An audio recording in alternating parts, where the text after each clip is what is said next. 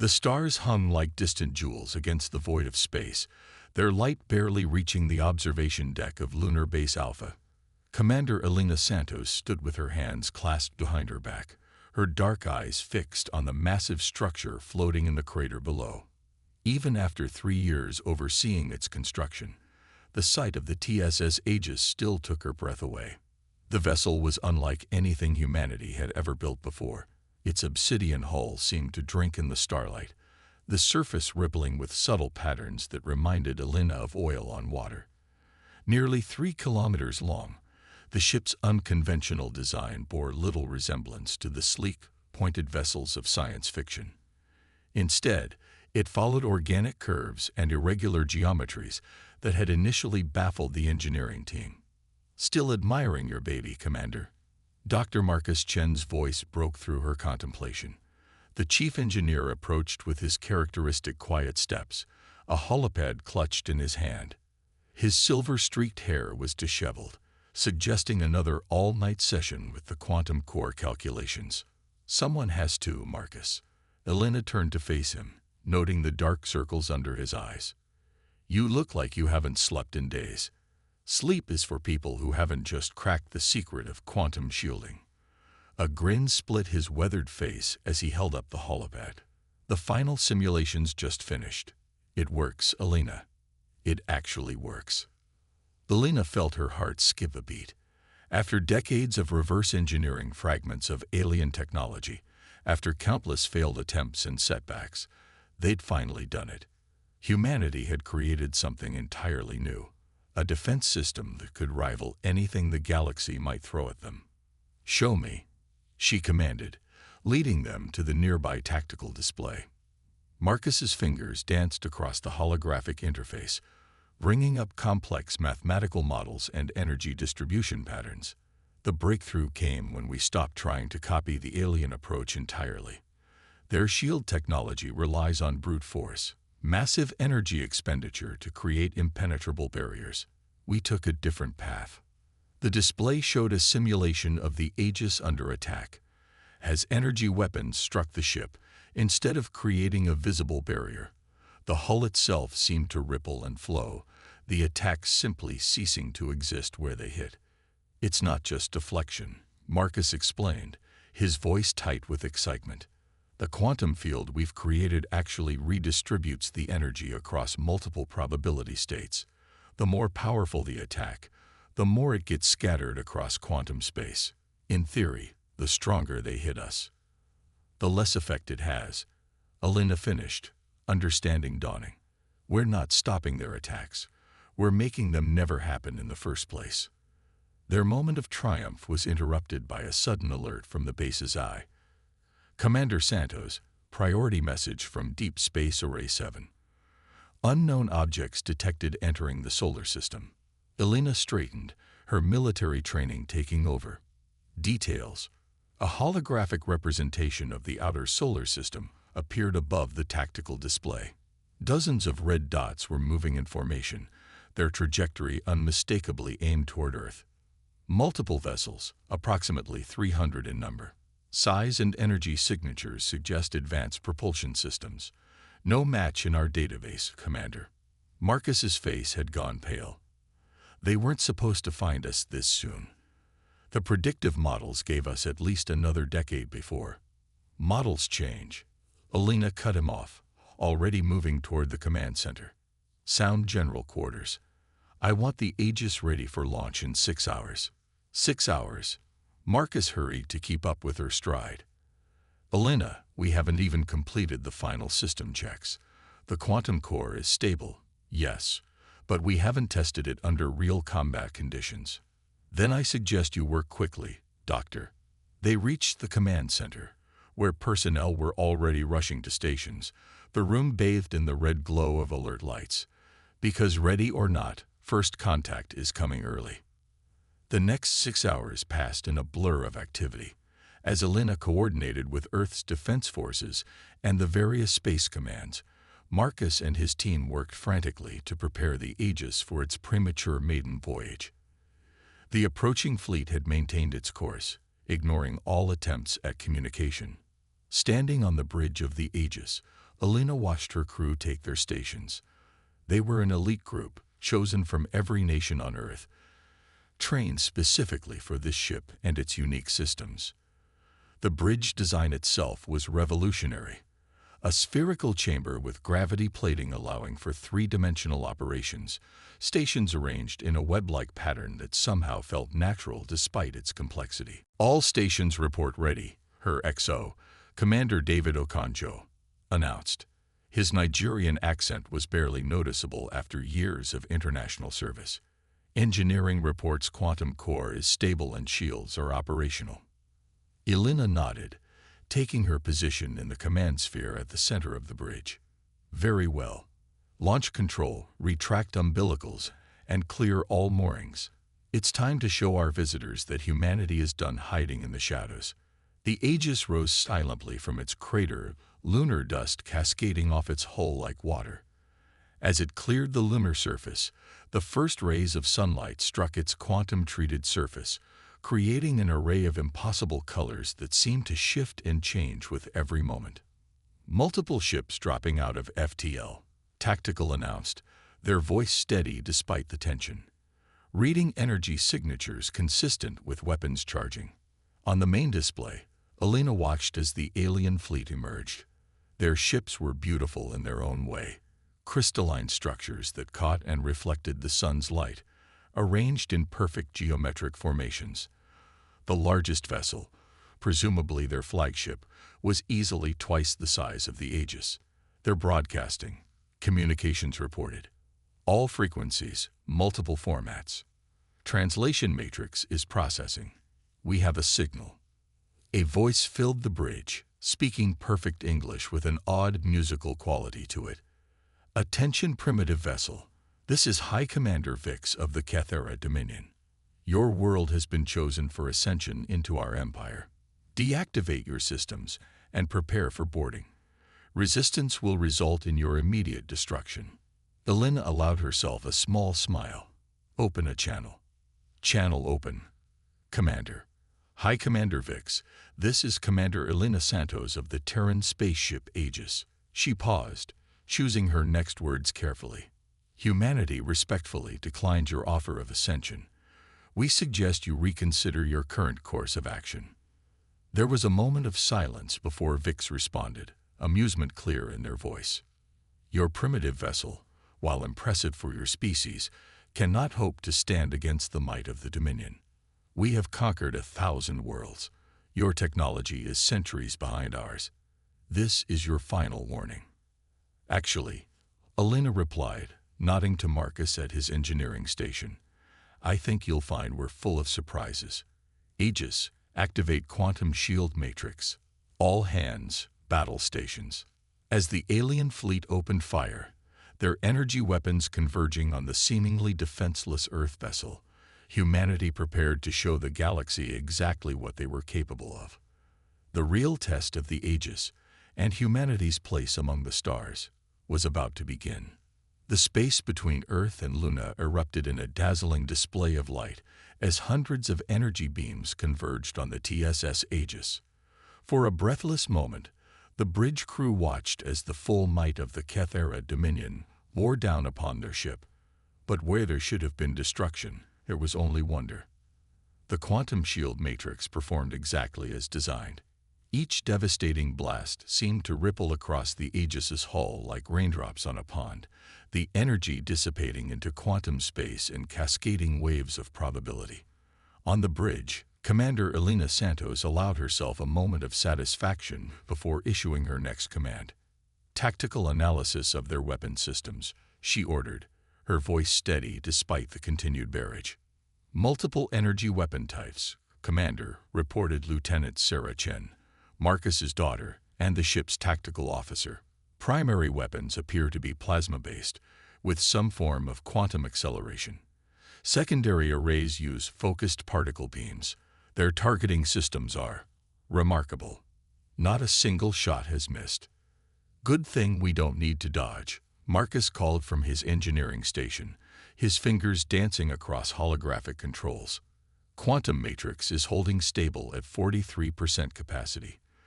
The more they hit us, the more efficient the distribution becomes. We're actually learning from their attack patterns. High Commander Vix's voice cut through the bridge communications once again, their musical tone now tinged with confusion and anger. Impossible.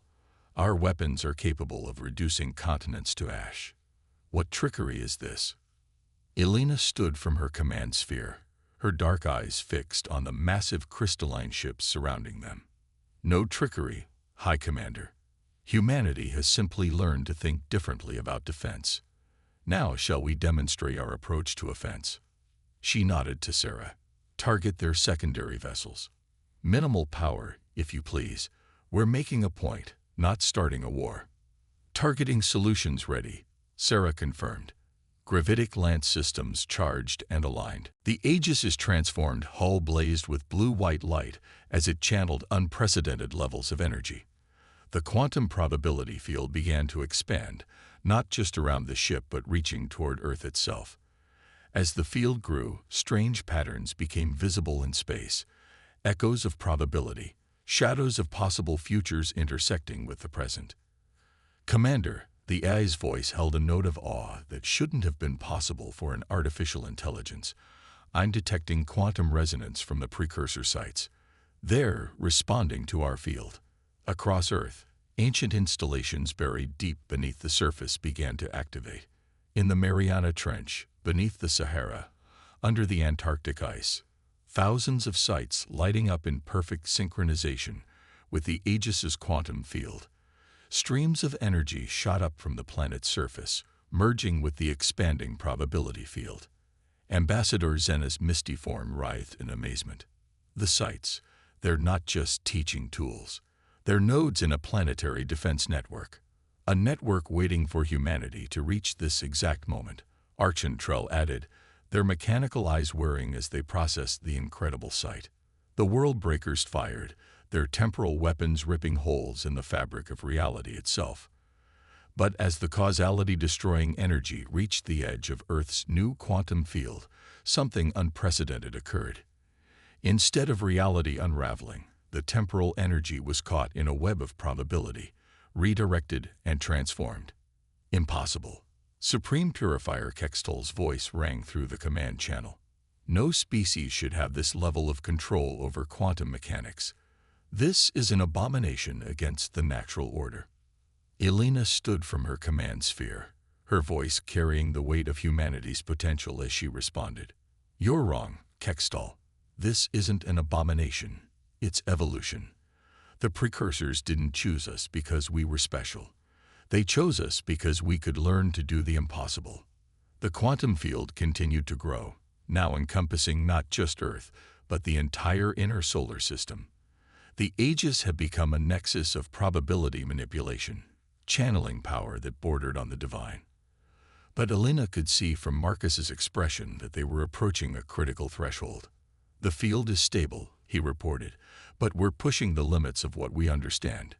If we try to maintain this level of power much longer. Elena nodded. We don't need to maintain it. We just need to show them what humanity is capable of. She turned to Tactical. Lieutenant Chen, prepare to demonstrate the full capabilities of our upgraded weapon systems. Target all hostile vessels. Minimal yield, maximum precision. The Aegis' response was beautiful and terrifying. Streams of quantum energy lashed out, each beam splitting into hundreds of smaller attacks. Where they struck the purest fleet's ships, reality itself seemed to hiccup. Vessels didn't explode or break apart. They simply shifted, each one transported to a probability state where they had never entered Earth's solar system. In less than 30 seconds, 500 ships vanished, leaving only the 3 world breakers facing the transformed human vessel. What did you do to them? Kextol demanded, fear finally cracking through his fanatical certainty. We sent them home, Elena replied simply, to a timeline where you made better choices. The same offer is extended to you, Supreme Purifier. Stand down, or discover exactly how many probable futures exist where your ships never existed at all. The silence that followed stretched for several long moments before High Commander Vix broke it with a sound that the translation matrix interpreted as laughter. "Well played, Commander Santos," they said, their crystalline form gleaming with admiration. "In all our history, no species has ever demonstrated such perfect balance of power and restraint." The Worldbreaker's weapons powered down as Kextel's voice returned, subdued but still defiant. "This isn't over. The galaxy will not simply accept." "The galaxy," Archantrell interrupted, "will have to adapt. As we all must." They turned to Elena. "Humanity has proven itself not just capable of wielding precursor technology, but of understanding its true purpose. The quantum probability manipulation wasn't just about defense or power. It was about choice, about finding the best possible future among infinite possibilities." Ambassador Zena's mist-formed patterns of agreement. "The precursors didn't vanish, did they? They evolved beyond our understanding of reality itself, and they left behind the tools for another species to follow their path. Not through conquest or technological superiority, but through wisdom and the ability to see beyond simple cause and effect." Humanity had announced its presence on the galactic stage in a way that could never be ignored. The question now was whether they had made an ally or an enemy, and what other powers might take notice of this unprecedented encounter. The observation lounge of the TSS Aegis had been converted into an impromptu diplomatic chamber, its broad windows offering a spectacular view of Earth below. Commander Elena Santos stood at the head of the crystalline table, a gesture of goodwill from the Kethera, watching as representatives from 3 different alien species filed into the room. High Commander Vix led the Kethera delegation, their crystalline form refracting light in complex patterns that Elena had learned indicated deep thought. Behind them came the unexpected arrivals. Ambassador Zena of the Collective Minds, a being that seemed to be composed entirely of shifting silver mist contained within an environmental suit, and Archantrell of the Mercurial Concordat, whose biomechanical body housed one of the oldest known intelligences in the galaxy. "Welcome aboard the Aegis," Elena began, nodding to each delegate in turn. "Though I must admit, we didn't expect the news of our discussion with the Dominion to travel quite so quickly." The Archon's mechanical eyes wared as they focused on Elena. "Commander Santos, when a previously unknown species defeats a Kethera battle fleet without suffering a single casualty, the galaxy takes notice." Their voice was a pleasant blend of organic and synthetic tones, particularly when that species has somehow developed quantum probability manipulation centuries before they should have been capable of it. Dr. Marcus Chen, seated to Elena's right, shifted uncomfortably. The Aegis's chief engineer had argued against this meeting, preferring to keep humanity's technological achievements secret for as long as possible. But the cat was out of the bag now. Ambassador Zena's misty form swirled with patterns that the translation matrix interpreted as amusement. "What my esteemed colleague means to say is that you've scared the void out of half the Galactic Council. The other half are already preparing research grants and trade proposals." "And which half do you represent?" Elena asked carefully. "That depends entirely on this conversation," Zena replied, "and on how you explain certain anomalies we've detected in Earth's historical record." Elena felt her heart rate increase but kept her expression neutral. This was the moment they'd been preparing for, the real reason the Aegis had been built. "What kind of anomalies?" High Commander Vix leaned forward, their crystalline form catching the light. "During our initial scans of your planet, we detected energy signatures that should not exist. Ancient signatures buried deep within your planet's crust. They match patterns we've only seen in the ruins of the precursor civilization. The same civilization," Archantrell added, "that vanished 50,000 years ago, leaving behind technologies that we still cannot fully comprehend. Technologies that, somehow, seem remarkably similar to your quantum probability drive." Marcus cleared his throat. "If you're suggesting we stole this technology—" "Not at all," Zena interrupted, their mist-forming complex geometric patterns. "We're suggesting that humanity was chosen. The question is, why?" Elena exchanged a glance with Marcus before reaching for a small control panel on the table. A hologram appeared above the center of the table, showing a three-dimensional map of Earth's solar system.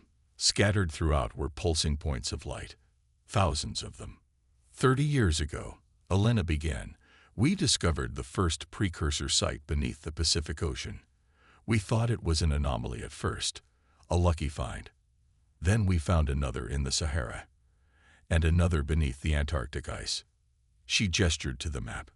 As of today, we've located over 3,000 sites across Earth and the solar system, each one containing fragments of knowledge, pieces of technology that we've spent decades trying to understand. The alien delegates stared at the map in stunned silence.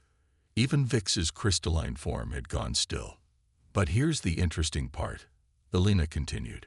These sites, they're not ruins. They're not abandoned technology. They're teaching tools, specifically designed to guide a developing civilization towards certain technological achievements, and every single one of them is keyed to human DNA. Impossible, Archantrell whispered. The precursors vanished before your species had even evolved. How could they have known we were coming? Marcus finished.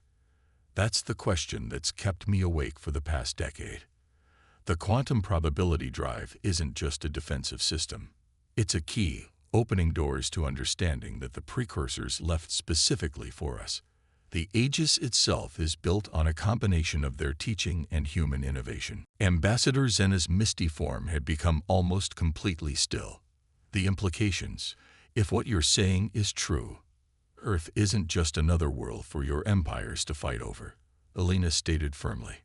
We're part of something larger, something the precursors set in motion millennia ago. And we're only beginning to understand what that means. The room erupted in overlapping questions and exclamations, each delegate trying to process the magnitude of what they'd just learned. But they were interrupted by a sudden alert from the Aegis's eye.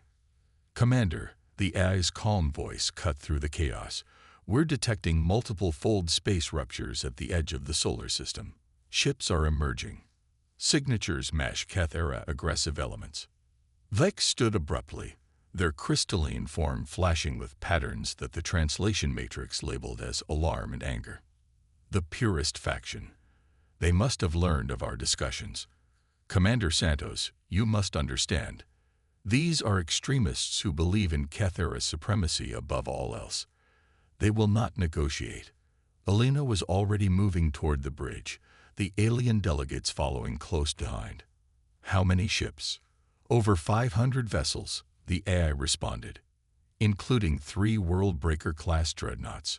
They are broadcasting a simple message. The abomination will be cleansed.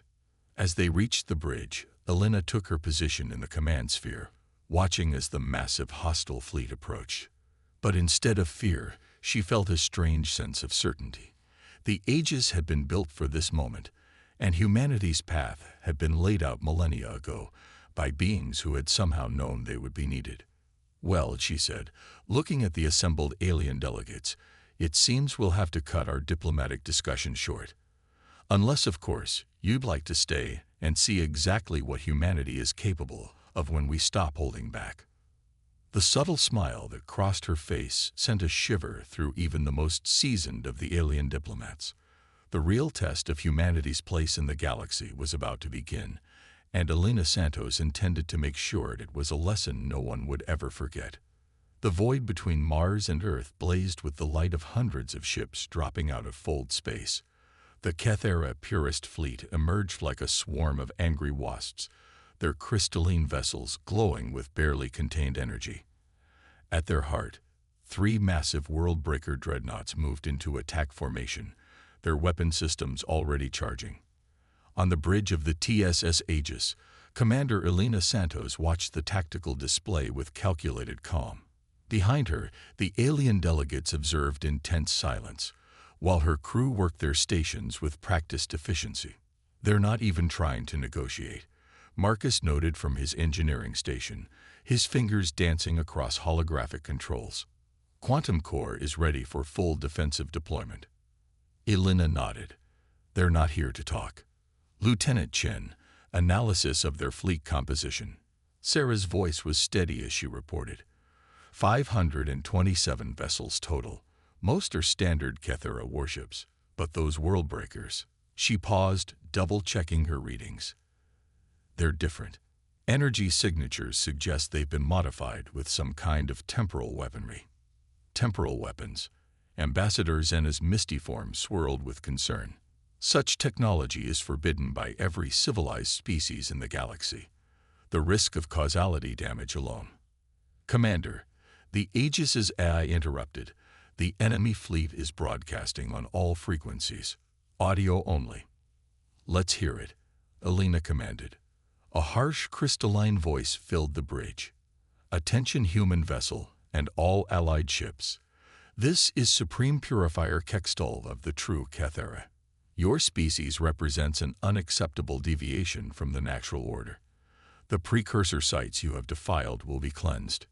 Your world will be purified. There will be no negotiation. High Commander Vix stepped forward, their crystalline form flashing with patterns of rage.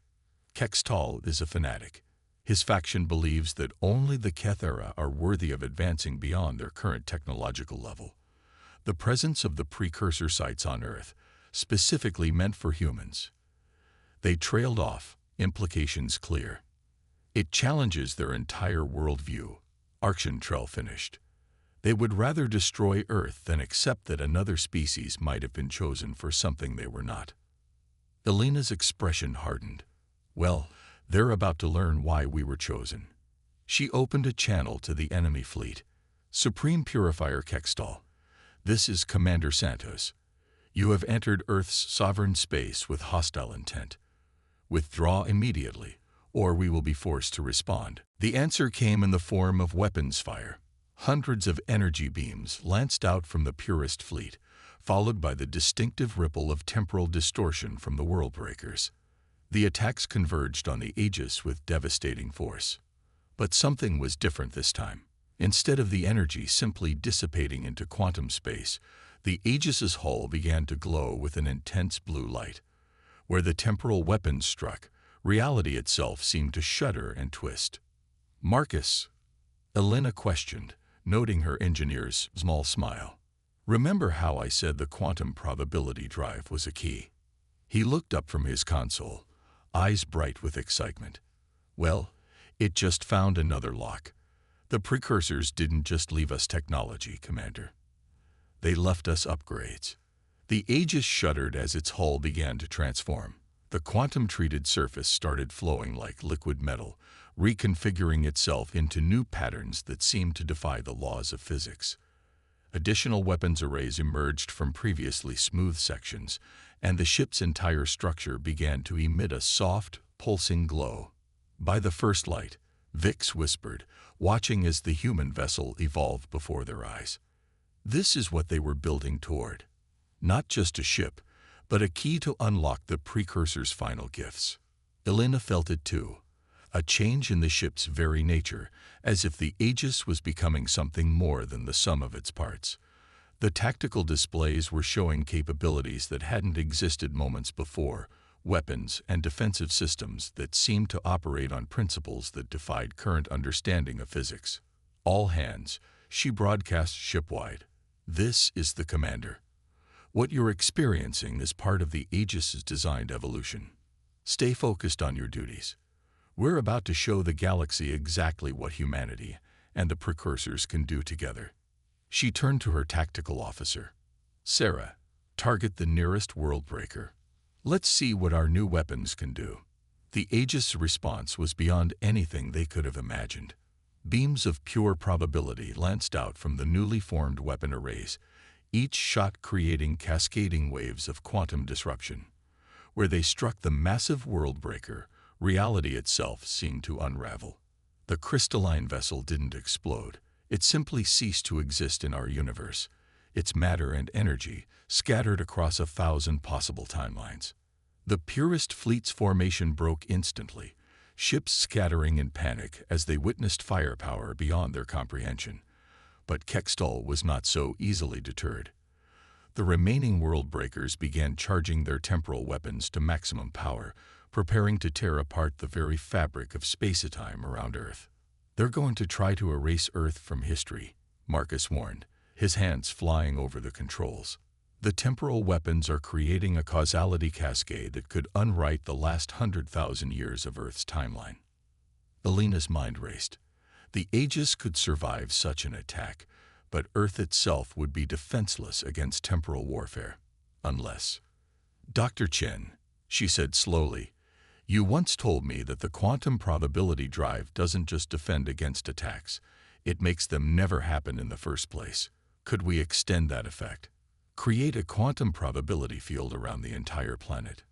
Marcus stared at her for a moment before understanding dawned in his eyes. We'd need more power than we've ever tried to channel before.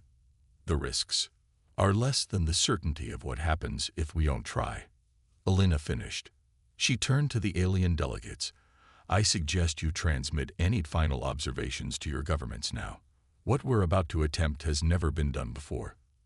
As the world breakers charged their weapons and the fate of Earth hung in the balance, the TSS Aegis prepared to make its final transformation, from humanity's defender to something that would change the course of galactic history forever.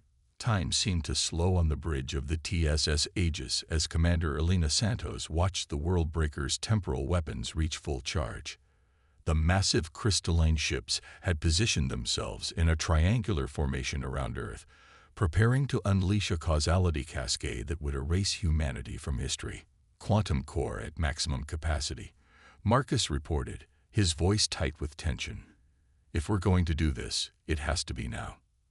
Alina took a deep breath, remembering all the paths that had led to this moment. The discovery of the precursor sites, the years of secret development, the countless sacrifices made to bring humanity to this point. Begin quantum field expansion. Full power to the probability matrix. The Aegis's primary weapon was another example of humanity's lateral thinking. Rather than focusing on traditional energy weapons, they had developed a system that manipulated gravity itself, creating microseconds of intense gravitational distortion that could tear a ship apart from the inside out. Fire. From the Aegis's hull emerged beams of distorted space, barely visible except for how they bent the light around them. They struck 3 of the smaller Kethera vessels simultaneously.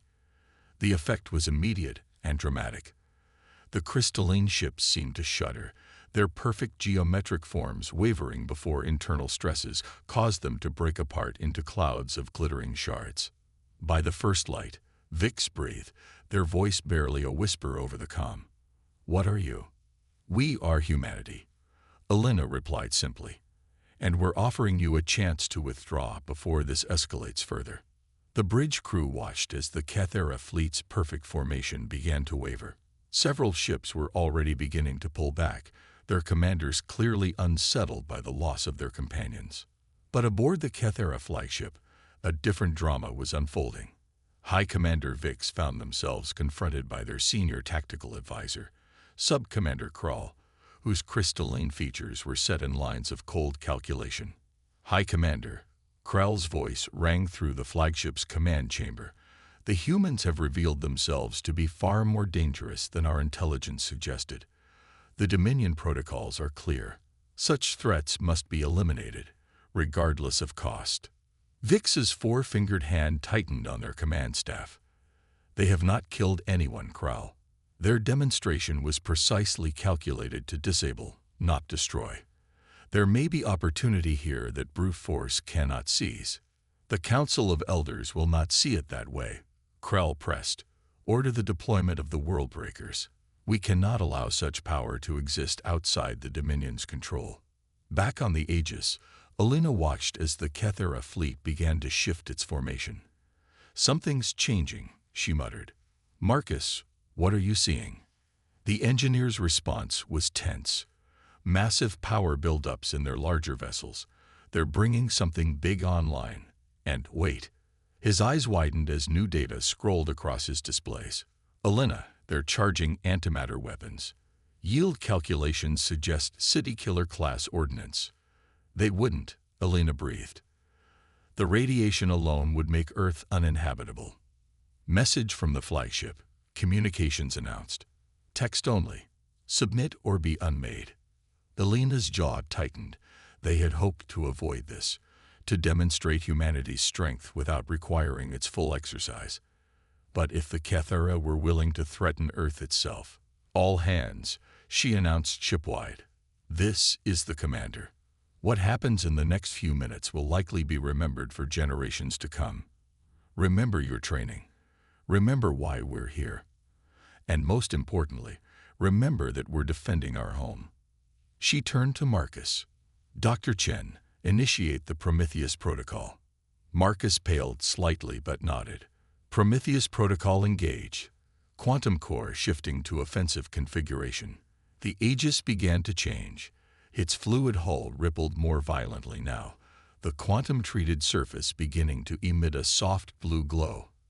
The ship's organic curves seemed to sharpen, becoming more angular, more predatory. High Commander Vix, Elena broadcast on all frequencies. I say this only once. We have weapons that you cannot comprehend, defenses that make your strongest attacks meaningless. But more importantly, we have everything to lose if you continue this course of action.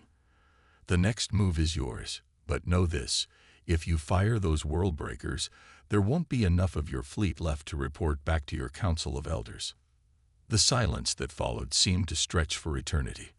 On both sides, crews waited in tense anticipation, weapons primed, destinies hanging in the balance. The fate of Earth, and perhaps the galaxy itself, rested on what would happen next. Then, finally, Vix's voice returned to the command channel. But this time, it carried something new in its musical tones. Respect. Commander Santos, they said slowly, I believe we should talk. There is much about humanity that we clearly do not understand, and I find myself intensely curious about how that came to be. Elena allowed herself to breathe again, though she didn't relax her stance. I think that would be wise, High Commander.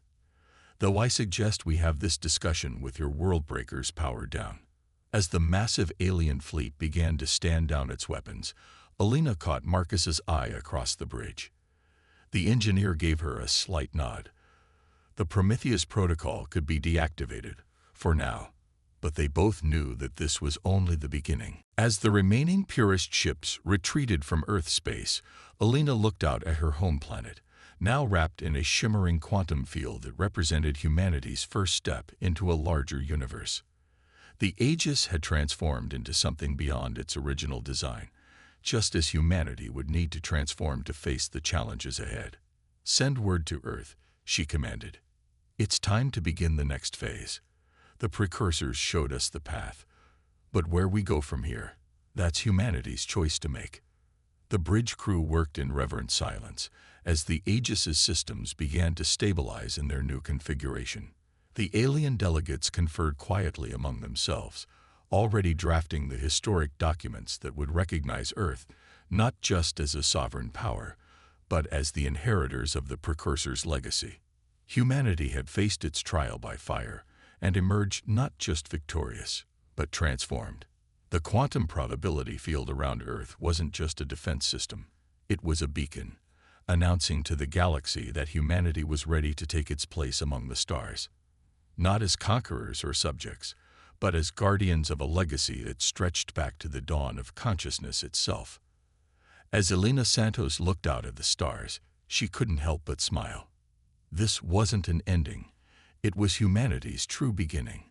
And somewhere, in the infinite possibilities of quantum space, she could almost feel the precursors watching, waiting to see what their chosen successors would do next. The legacy of Terra had only just begun.